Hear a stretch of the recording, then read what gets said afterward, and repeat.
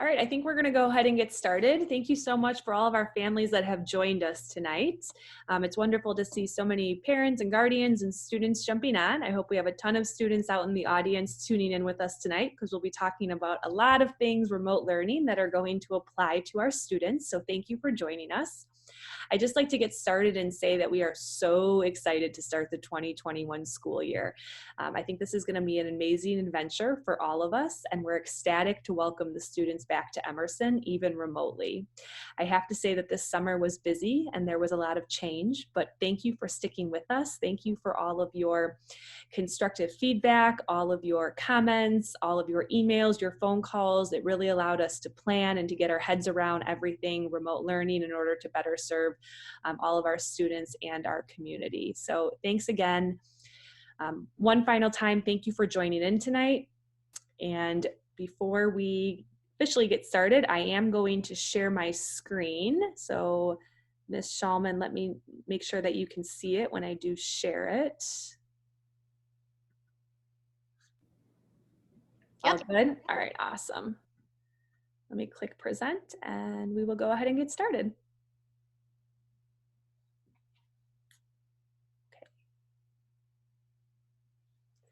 So tonight, we're going to be talking about the middle school remote learning plan for the 2021 school year.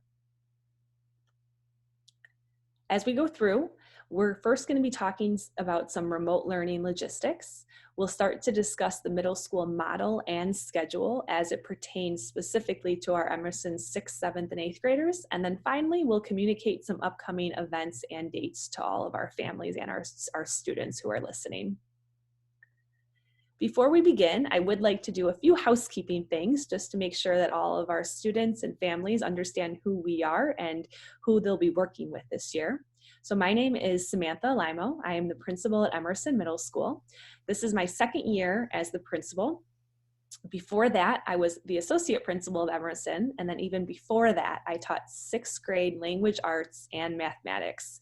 So I do feel that I'm rooted into the Emerson community, and this is a place that I do feel at home. And I think Emerson is an amazing place for our students to learn, and I think it's a great place to work and live. So I feel super fortunate to have taught and worked as an administrator within this district. I'm going to turn it over to Mrs. Tessa Shulman so that she can introduce herself.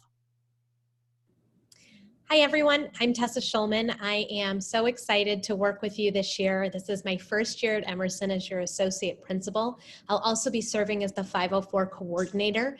So please reach out regarding your students, and I look forward to working with all of you this year. I have been in education for 10 years, an administrator for 5, as a classroom teacher as well as an administrator. But I am so grateful to have the opportunity to work with all of you and to work with the team and the students at Emerson. Next, we have Mr. Tim Benka. Hi, welcome to our new families and welcome back to our returning families and students. I am in my 33rd year in education in the Park Ridge School District, 23 years serving as assistant principal here at Emerson. I feel very blessed that I've been able to work in the community that I grew up in, and it's a privilege for me to work with you and your students. And then finally, we have Miss Ann Clark, who is going to be our new special education coordinator at Emerson. Miss Clark wasn't able to join us tonight, but I did include all of our email addresses. The one thing that I do want to share with all of our families is that if you ever need anything, please feel free to email us, to phone the office or any of us so that you can get in contact or ask any questions. We truly do believe that we are here for you. We want to serve this community and we want to help you and your students in any way that we can. So please do not hesitate to reach out to us. We're happy to help in any way. A little bit more for some background that I wanted to go over with our families is some of our staff that are leaving us and some of them that are going to be working with us this year. So many of you may already know, but we had some staff retire in June. That includes Mr. Kennedy, Miss Swain, Miss Adamowski, Miss Sorensen, and Mr. Semp. So we wish them the best of luck in their retirement. Since June, we've also had a few other staff members who will be leaving the Emerson family, and that includes Miss John, Mr. Keating, and Miss Russell. Miss Russell will be taking a long-term leave, so she will be back soon, but she won't be starting in remote learning with us in the fall. We're also welcoming a ton of new staff to Emerson, and we're super lucky to have all of them. This is an amazing group of teachers and staff that are joining us, and I feel really fortunate to have them on board. We have Miss Fong for general music, Mr. Parker for industrial tech, Miss Bouvet as part of our office staff. Miss Bouvet was previously a part of our LRC, our Learning Resource Center, and she was an assistant there. We have Miss Rabsky, who was a former 7th and 8th grade LA teacher. Miss Rabsky will now be moving to 7th and 8th grade science. New to our staff is Miss Shutter, who will be teaching 7th and 8th grade LA. We also have Miss Miller, who will also be teaching 7th and 8th grade LA. Miss Miller was previously a special education teacher assistant, so she will be moving into a new role this year. We are also welcoming Miss Gaggiano, who will be teaching 6th grade science, Miss Clark, who will be teaching Spanish. Miss McCarthy and Mr. Gustafson have switched roles, so Miss McCarthy will now be a 6th grade resource teacher, and Mr. Gustafson will be taking over an instructional resource. As we stated before, we're super fortunate to have two new wonderful administrators at Emerson, Miss Shulman and Miss Clark. We're very excited for them to join our administrative team. And then finally, we welcome Mr. Melchnick at 7th and 8th grade science. And we're also welcoming Miss Glines back to Emerson, because Miss Glines is a former Emerson teacher who retired a few years ago. Miss Glines will be taking over for Miss Russell while she's gone. We're very fortunate to have her. So to all of our students, if any of you have been looking at your schedule or checking out Seesaw, and you see any of these new names, these will be your new teachers. And like I said before, I think they're all gonna do a really spectacular job, and we're really excited to have them. And I know our students will really like them as well. So,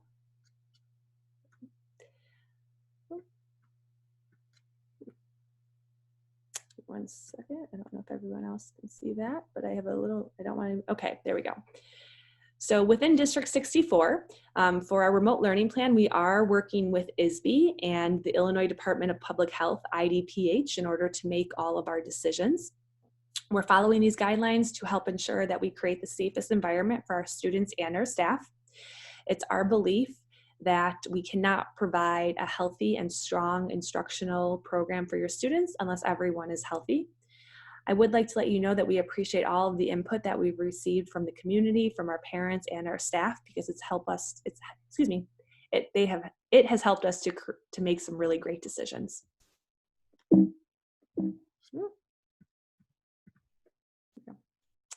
Okay. So as we decided to move to a remote learning plan, we had to make some adjustments to our schedule and some of our logistics. So a lot of factors were taken into consideration when we thought about moving to remote learning. And once the school year starts, we might find that we'll be able to move to a different plan, maybe a hybrid or in-person plan. We're just not sure of when or how that will work. I know the district is going to be reassessing our current situation and then looking if we can move to a new model. I know that previously Dr. Olson stated that by October 15th, we'll be able to reassess and communicate with our families as to whether we're going to be moving to a different model. So please stay tuned as we move through September and October. I do want to let all of our families know that we understand that there are a lot of complexities with changing models, and all of our parents and our staff had to make a ton of adjustments. And I know that can be very hard for families and students and parents. So please know that we thank you for working with us, for being flexible, compassionate, and kind through this entire process. As we changed plans, we had to keep adjusting and sending out new and more information. So thank you for sticking with us. And again, we appreciate all of your feedback throughout the summer. Right now, I'm going to go into the District 64 middle school remote learning program, which may look a bit different than the elementaries, which is why we wanted to meet with all of our parents, guardians, and students, because your schedule will be unique. Okay, so in comparison to the spring, Our remote learning model in the fall is going to be very different than it was. It's going to be a more robust experience and program where students are going to be able to interact with their teachers and their classmates live on a regular basis. So at least 50% of their school day will be spent live with either their teachers or their classmates. We are going to follow an in-person building schedule, so students will be somewhat used to the schedule that we're already following. We will be looking at how we are facilitating student services, special education needs, and academic programs, specifically for our students who do have 504s or IEPs. We are going to be looking at how we provide accommodations, modifications, and how we implement instructional strategies to all of our students. This time around, remote learning will be a more structured school day with attendance requirements, assessments, and trimester report cards, which is a big shift from remote learning in the spring. And then finally, our students and our families will be able to access learning resources through school pickups, which I will talk about in just a bit. Okay, so a little bit more about the structure, the skeleton, or the logistics of remote learning.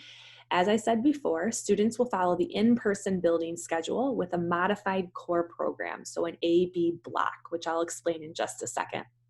Students, you will participate in synchronous, so live, asynchronous, and offline activities, and we'll talk about those in just a minute.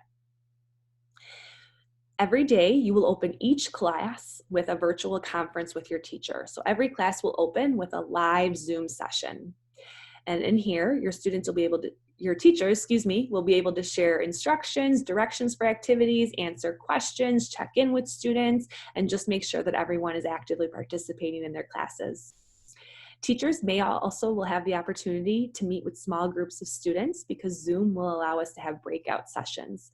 And within those breakout sessions, they will be able to provide differentiated instruction to our students. And then students will also be able to engage in breakout sessions with their peers in order to work on projects or collaborate for different reasons. Our staff and teachers will continue to provide feedback on student participation and and work products in order to promote engagement and growth. So we're really hoping that staff are going to be able to understand in real time how they're doing within their learning. As I said before, we're going to be following a schedule. So we will be creating a daily routine for our students. So students, you'll know what to expect every single day. And I truly believe after a few days, you'll totally understand exactly what you need to do every day, and you'll really get into a good rhythm with it. So every day we'll be following a schedule, which will include core subjects and encore or elective subjects. So you'll have those classes every day. There'll be a minimum of 5 instructional hours. Time will be provided for transitions between classes and lunch. So we've built in transition times in which you can use the washroom, get a drink of water, take a stretch break and whatnot, because we know that'll be important with being on your Chromebook or your device. Teachers will share links for joining virtual sessions, whether it's individual or small group or whole group, and they will do that through Zoom within Schoology, which I'll talk about in a little bit. And as you can see in the graphic at the bottom, we will be following an alternating core A and B day on Monday, Tuesday, Thursday, and Friday. And every Wednesday, we will follow the same schedule, which will be a C day, which will be SEL activities, so social emotional learning activities, and you'll go to all of your classes on a C day. In order to reduce the number of transitions for our middle school students at Emerson, our core classes will meet for longer periods of time on an A or B day. So for 6th grade, core classes will meet for 120 minutes, and for 7th and 8th grade, core classes will meet for 100 minutes. Now that does not mean that you will just be sitting there listening to a teacher for a full 120 minutes, but I will explain that in just a minute, so please don't freak out about that at all. From time to time, your core teachers could restructure how classes look. So maybe you'll have some team time or you'll meet with your homeroom teachers. And if you're a 7th or 8th grade student, you'll already know what I'm talking about because you've already been on a team, and I'm sure your team of teachers have already restructured some time in order for you to meet. Encore and elective classes will meet daily. So you will have electives every single day. You won't rotate on the A or B. You'll just be with them every single day. And I'll show you that in a second. On Wednesdays, which are C days, students will participate in social emotional learning activities, and they'll attend all 10 classes in a row for a shortened period of time. During this time, teachers might also meet with individuals or small groups just to kind of check in on some of our students. And classes will not meet beyond the school day. So from 8:05 until 3 is where you can expect to be in school. And then on Tuesdays from 8:05 to 2:10. So during remote learning, our instruction will consist of the following: synchronous or live learning, which would be 50% of the class, asynchronous learning, or offline activities. So as you can see in this graphic, we have examples of each. Half of every class will be synchronous, which means it'll be live. You'll be video conferencing through Zoom with your teacher. It could include teleconferencing or live streaming instruction. Teleconferencing would be dialing in through a phone. I don't imagine that our staff or students would be doing that too often. And then live streaming instruction would be, I think of it as a teacher demonstrating something. So maybe one of our science teachers would be demonstrating a lab from a classroom to show students how something works within their class. Asynchronous activities could include pre-recorded video, posted activities and lessons, exchanges across Google, so using Google Suites, Google Docs, Google Slides, and whether students could be working on those individually or they could be collaborating with their peers. And then they could also engage in discussion boards through Zoom or some other technologies that teachers use. Offline activities include reading assignments, written assignments, performance activities, or projects. So I know our LA teachers are really geared up to get some reading going for LA. A lot of our 6th grade LA teachers are hoping to get some reading materials out to our students during the pickup day. So that would be something that you could do as an offline activity. There could also be written assignments. So whether you're writing a paragraph or an essay or a DBQ, document-based questions in social studies, or a lab write-up for science, that would be something that you would work on offline. For performance activities, I imagine your Spanish or French teacher asking you to possibly record yourself speaking a different language. Maybe one of your music teachers would ask you to record yourself singing or acting, something of that nature. And then for projects, I imagine maybe doing some inquiry-based units in social studies or something else for one of your electives. So as I stated before, within District 64, we are going to be using Schoology, and that's going to be one consistent learning management software or platform that staff, parents, and students will be able to use and engage with during the school day. We are going to be having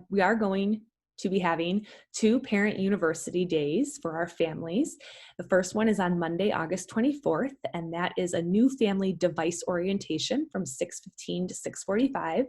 And then on Tuesday, August 25th, I highly recommend that all of our Emerson families tune in for the Schoology introduction from 8 to 9 p.m. We're extremely fortunate to have Angel Villarreal as our instructional technology coach at Emerson, and he'll be leading that session.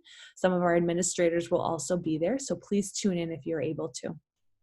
I have linked the Parent University here that you can go ahead and click on when you get this presentation. It'll take you to the actual Zoom links. You've also received these in an email from me today and maybe a few days ago, I believe. So you probably have access to it already, but you will also have access to it here. I do want to let you know that I will be sending out this recording and this presentation via email, so please stay tuned for that. I'm hoping to have it out by tomorrow. Speaking of emails, I do apologize if I've been inundating you with a ton of emails lately. I do feel that it's been pretty important to communicate on a pretty timely basis with our families. So if I've been clogging your inbox, I do apologize. I'm just trying to keep all of our families as up to date as possible since things are changing pretty rapidly. On a usual basis or on a normal weekly basis, I'll usually send you one weekly newsletter or email on Fridays or Sundays. I'll probably go back to Fridays, but in remote learning, I did Sundays. It'll just depend. So a lot of the information that you need will be in that newsletter that you'll get once a week. Otherwise, I hope to not send you too many more emails like I am now. So here's what Schoology would look like for your students. So Schoology can be accessed at learn.d64.org. And your students log in by using their Google account. It's the same one that they've had for quite some time. So if you're a 6th grader, it's the same Google account that you used in 5th grade.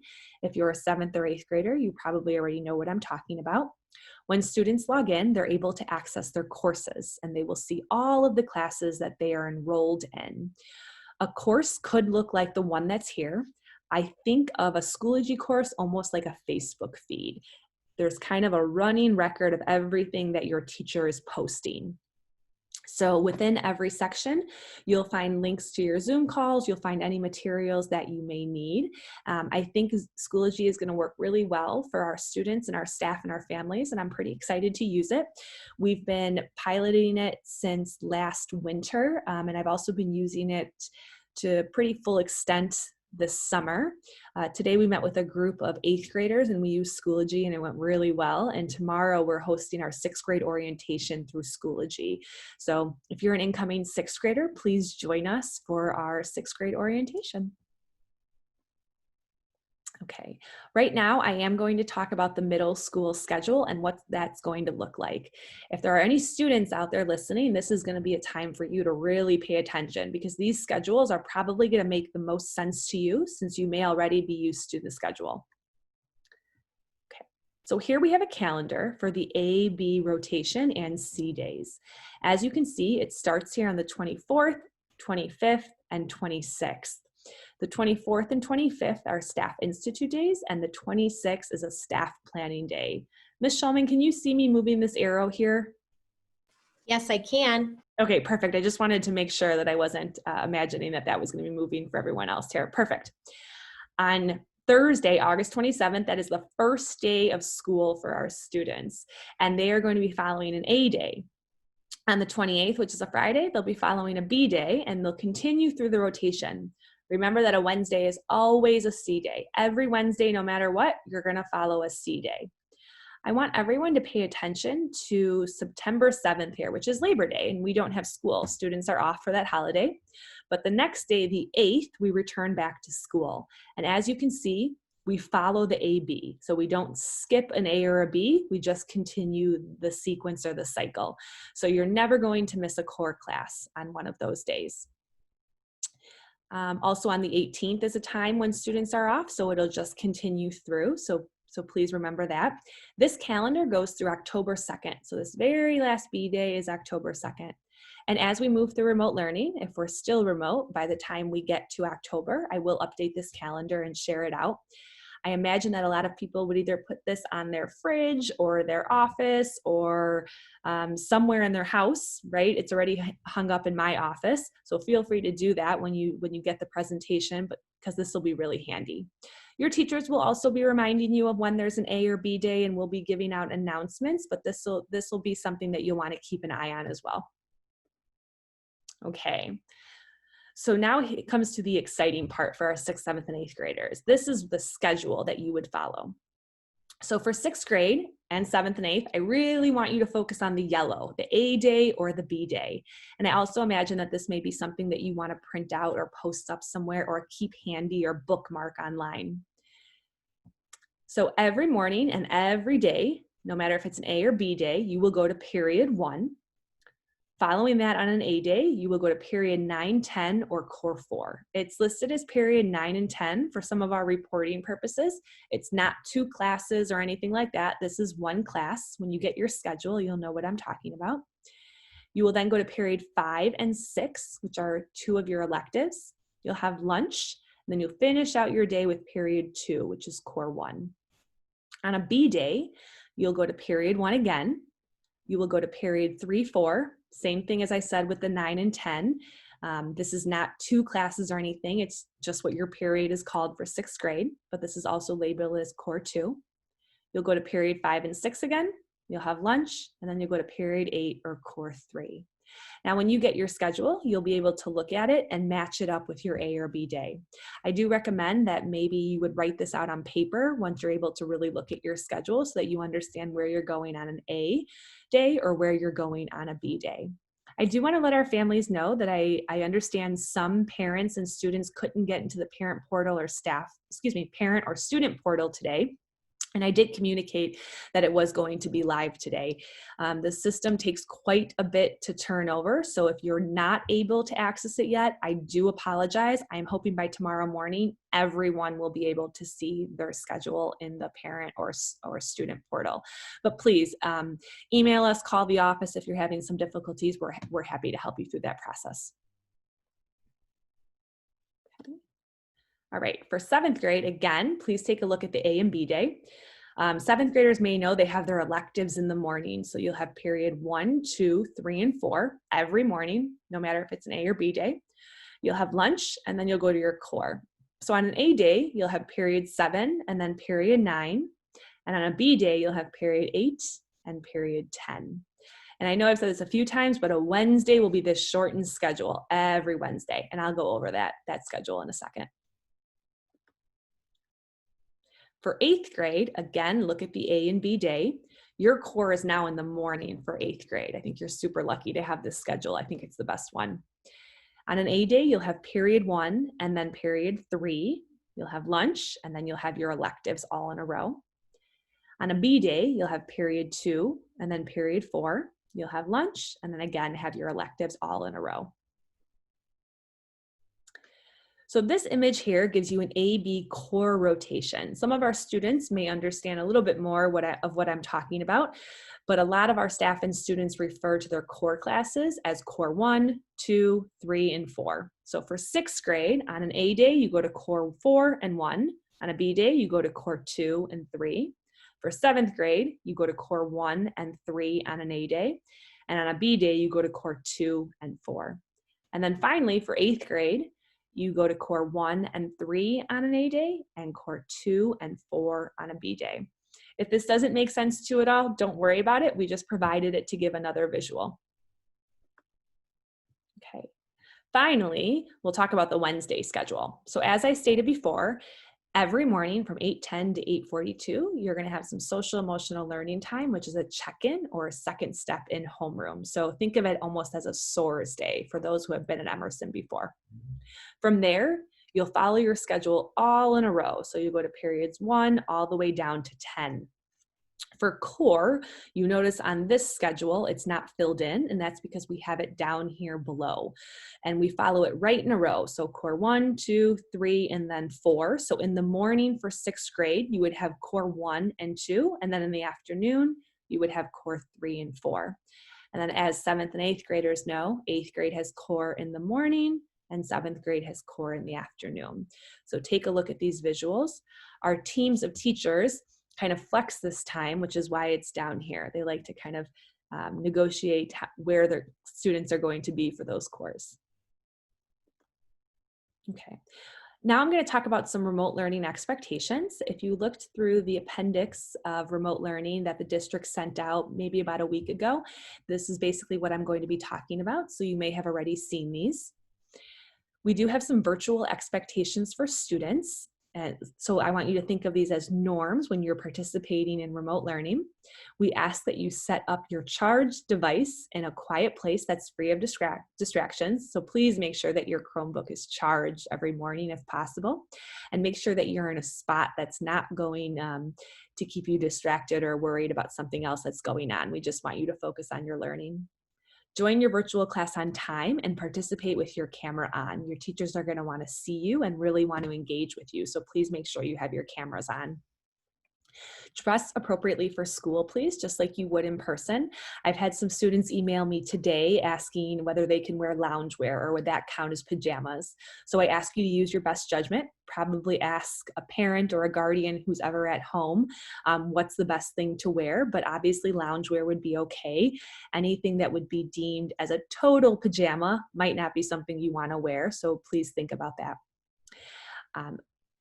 As you already know, we want to be respectful and kind to our students and teachers. Cyberbullying will not be tolerated. This is a tough time for us all, so we need to remember to be kind and compassionate and just willing to do our best. In order to make your live sessions as best as possible, we have found that either having AirPods or earbuds or headphones on will be better for your learning experience because it will kind of drown out your background noise and you'll just be able to focus on your classmates and your teacher. Raise your hand when you want to participate, and also don't use the chat feature unless your teacher asks you to. With Zoom, you're going to have some new tools and gadgets that you're going to be able to use, and your teacher will let you know when to use them, but just be mindful of that. Parents, we also have some privacy guidelines for you as well. As I'm sure you already know, virtual classes are designed for our students. So although we want you to assist when your student needs some help, we do ask that you don't observe or actively participate in virtual classes just for privacy reasons of other students. We do ask that no one else is participating in virtual lessons, so no siblings or friends or cousins or anything like that. Please remember that confidential or personally identifiable information related to students should not be collected, discussed, posted, or shared. So this means please don't record anything or photograph anyone or live stream anything. We do want to protect the privacy of our students. And we will ask parents and guardians to sign an acknowledgement of these guidelines. So as I stated before, attendance will be mandatory, and we are looking at the guidelines from ISB and working in compliance with those. So we do ask that if your student is going to be absent, a parent is requested to notify the school in writing or by phone, so you can email or call within the first hour of school. If notice isn't received, our school attendance secretary will call you at home or work as she normally would. So we're really operating as we would in a normal situation with attendance. And then, as you may already know, to report an absence, please call the school anytime, day or night, as soon as you know your child's going to be absent, and leave a voicemail. Please leave your student's name, the classroom or homeroom, the date of attendance, and then your reason for absence, please. We do know that students are going to be absent sometimes, whether they're sick or they have something going on, there's a family matter, or if you're traveling. We understand that and we totally get it. Just please let us know that your student won't be there. We will still be monitoring attendance, as I stated before, and we're always happy to problem solve and help parents and students as best we can when there are issues with attendance. But just please remember that we'll be looking at that. And if your child does accrue more attendance issues than usual, we will reach out and hopefully have a conversation with you in order to get things back on track. Please remember, we will still be following truancy guidelines. We don't anticipate any of our students needing to be referred as truancy, but we are always looking at that. So for grading and homework, I'm sure many of you remember in the spring, grading was a pass or an incomplete for trimester 3 report cards. This time, within the fall, we are going to be looking at grading and homework and thinking about how we can make it more consistent and structured for our students. So student feedback will include formal grades, so letter grades, comments, or any type of verbal feedback. Homework could be completed during the school day. That way teachers are able to ask questions and help students along. So although I can't promise you won't have any homework once remote learning is over, we are talking to our staff about being cognizant of the fact that our students are online often. So I know a lot of our teachers are planning on embedding homework into those core classes since they are much longer than usual, and that way they can help our students right on the spot. Student progress will be formally reported to parents through report cards that are sent home at the end of every trimester. So trimester 1 ends on November 21st, so report cards would go out soon after that. Parent-teacher conferences will still be held remotely twice a year, so in the fall and the spring. Our first parent-teacher conference sessions are in October, and I'll talk about that in just a bit. These conferences are with your students' teachers, usually their core teachers, and they'll be setting those up with you and sending out links. Parents may also be contacted from staff through email or phone call or any type of written communication. And we also encourage our parents also to reach out to staff if they have any questions or concerns or want feedback on their students' learning. Parents and students can also access grades for assignments and assessments on the parent portal and student portal. So that is ps.d64.org. So if you are not sure how to log on to that, please contact our main office. One of our secretaries, Dana Karkazes, is the parent portal expert, so feel free to reach out to her just by calling the main office, or you can always email her. So for assessment, we will be structuring this process and we will be assessing your students in order to understand where they are, especially after the summer. We will be doing this formally and informally. So remember that classroom-based assessments could include entrance slips, exit slips, quizzes, tests, projects, any type of informal communication with your students, so that our teachers can understand where they are and where they need to go and grow. We're also looking at our district assessments. So for example, we're hoping to administer MAP. We're still working out a structure and a schedule for that, but we'll be in communication with you about that. We're anticipating that it will occur in early to mid-September. So I will definitely be sure to communicate with you more about that as we progress through the school year. We're also looking at our Illinois state assessments, which would include the IAR, so the Illinois Assessment of Readiness, the DLM, which is an assessment for special education students, the Access Test, which is for our English learners population, and the Illinois Science Assessment, which is given in grades 5 and 8. And then finally, I almost forgot the Fitnessgram, which is our PE assessment for students in grades 3 through 8. So we are still going to possibly be administering those and working through those with our students remotely. I do just want to add the IAR is at the very end of the year, so we don't take that until early May, so we don't have to totally focus on that yet, but I will be in communication about that as well. So our big mantra from the past year was that we are Emerson. So if your student or your child is sitting next to you, they probably totally understand what I'm talking about. We take a lot of pride in being Eagles, and we're very proud of our students and our staff, and we also want to think about them and care for them on a social and emotional level. So the one thing we're really committed to this year is making sure that all of our students are okay. We want them to be well, we want them to grow and learn and discover and care for one another and themselves. So it's really important for us to remain connected during this time. We also want to continue to teach and reinforce values that our students need. And we'll be doing that through daily interactions with teachers, with peers, with administrators. So we're really looking to doing some live instruction where we can make those connections. And then, as we usually do, we'll be implementing the second step curriculum, which is our SOARS Days students, and that'll be done on Wednesdays. It won't be done every Wednesdays, but we will be engaging in that curriculum on a daily basis, so probably every other week. And then we'll also be looking at Tier 1 interventions that are going to help our students. So as I said, some of those Tier 1 interventions for SEL and our homeroom time will be second step in those interactions that homeroom teachers have with students, but we also have some more here. So for example, we have our 6th grade orientation, which is tomorrow, August 21st. Students will log into Schoology through their Google account, and they will engage in the 6th grade orientation. We're really excited for that because it's always awesome to meet our incoming 6th grade students. I'm sorry, 7th and 8th grade, but Mr. Banka and I are always really excited every year to welcome the incoming 6th graders. I'll let Ms. Shulman decide for herself, but they're always a really awesome group.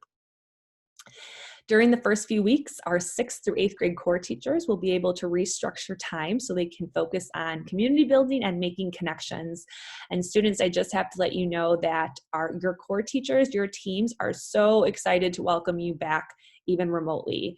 So 6th grade teachers, you will meet some of your core teachers tomorrow at 6th grade orientation. 7th grade students, you're going to be getting a brand new team and your teachers cannot wait to meet you. That's all they've been talking about. So I know they're ecstatic for a new group of 7th graders. And then finally, our 8th grade teachers just can't wait to welcome you back because you've already built some pretty good relationships. So whether you're a bumblebee or I can't think of another team that we have for 8th grade, but I know Mr. Florence and the rest of the bumblebees just keep talking about what they want to do with all of their students on the first day.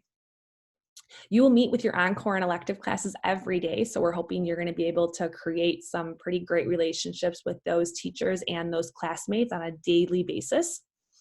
You'll also be able to do, like I said, that SEL check-in / homeroom time on those C days, and that'll be able to help you build relationships with your homeroom teachers and your classmates. Like I said, we'll still be doing our second step curriculum, and then we'll still be looking at our SOARS matrix and talking about it and living it. So our students will know what our SOARS matrix is because they will all know that an Emerson Eagle soars. And we truly believe in this. And I hope our students are able to rattle off the SOARS acronym with me. But S, we hope that students can show respect. O, offer empathy. A, act safely. R, responsible for learning and behavior. And S, show self-regulation and self-awareness. So please remember that this is what our expectation is for you, and we're going to help you be able to do this throughout the year. So we do expect that you'll still demonstrate these SOARS behaviors at school and during remote learning. So think about how you need to act when you're preparing for and entering Zoom, what you'll be doing during teacher-led whole class instruction, how you'll be working with others during small groups or breakout groups, and then how you'll continue to learn during independent learning activities. As I stated before, we will be having a materials pickup day on Monday, August 31st and September 24th. So about every 2 weeks, for as long as we need to, we'll be able to give out supplies and take any supplies back that we already gave out. So like I said before, LA teachers can't wait to give some reading material out. I know a lot of our elective teachers can't wait to get some of those materials out so that you can do some really cool projects at home. So please stay tuned for more information on that. I will be sending it in the next week. I also talked a little bit before about fall parent-teacher conferences. So this will be a time where your child's core teachers will be able to give you some feedback. You can also meet with any elective or world language teachers. We do have these scheduled for October 13th, October 15th, and October 19th. You don't need to attend all of these days. Your conference session is usually depending between 15 to 20, 25 minutes. The core teachers will help you schedule a time slot sometime between 3:30 and 7:30 p.m. We will still be hosting our curriculum or parent night, which will be September 9th. This is a tentative date still, since we have pushed the school year back just a little bit. This is a time for our parents to get a snapshot of their teachers and also understand the curriculum and programming for their students' schedule. We will be doing this remotely as well, so please stay tuned on some links for that. Tomorrow, the 21st, we do have sixth grade orientation from 10 to 12:30, and we also have new family orientation from 2 to 3. So if you are a new family or an incoming sixth grader, please feel free to stop on by and hang out with us during that time. Sixth grade orientation is only for students, so parents or guardians, you don't need to be around for that. We're only going to be talking to the students. For new family orientation, we invite the parents and the students to this session. So please feel free to have the whole family there. On August 24th, 25th, and 26th, we will have a Staff Institute and Planning Days. And then on August 27th, is when we are welcoming students back for the first day of school. And I know I've said it 1,000 times during this presentation, but we cannot wait to see all of the students, even remotely. It's going to be amazing. We have a pretty fabulous PTO here at Emerson. I actually met with them on Monday to hear all about the cool opportunities that they are organizing for students, even remotely. So if you are not already part of our PTO, please take a look at this website, check out the PTO flyer once you get this presentation. There's a ton of great information. Please sign up, be active with our PTO. They do great things for our kids and offer some amazing opportunities. They team with our staff and our administration. We're really lucky to have them. Part of the reason I love being in this community, so really think about joining the PTO. So the one thing that I always come back to whenever there's any opposing viewpoints or anything that is causing a differing of opinion are commonalities. So I want you to remember at Emerson, all of our administrators and our staff want to support the community. They want to be there for your students and for you, and we want to make this a successful program for them, even though we are remote. So please remember that everyone wants what is best for our students. Your students are our students. We want them to feel safe. We want them to feel comfortable, that we want them to learn and grow. So please remember that we are all in this together. This is going to be a learning curve for all of us, but we will make it through. We all want to go back before March 13th and have some normalcy. I would love nothing more than to welcome your students into our school, our lunchroom, recess, the hallways, everything. Unfortunately, we're not there. I'm hoping we'll get back. But as of now, I do want us to work together, make the best of this situation, and create a strong and supportive environment for your students. And that's what our goal is. And I know that's what all of our families' goals are as well. So please know that we want to go back to normal and we hope to get there, but we'll work together to make this okay. We all have concerns about how this is going to work out. This is going to be a learning curve for all of us. We really do believe that we have a structured program in place that's going to be able to provide a learning environment and a community for your students where they're going to be able to grow this fall. Obviously, we may learn and grow together and things may change, but I'm hoping that this is still going to be an amazing year for everyone. We're going to have to work together. So like I said, thank you for your emails. Thank you for your calls, whether you're giving constructive feedback or just simply reaching out just to say hi. It's wonderful to hear from you. We're very happy to partner with you.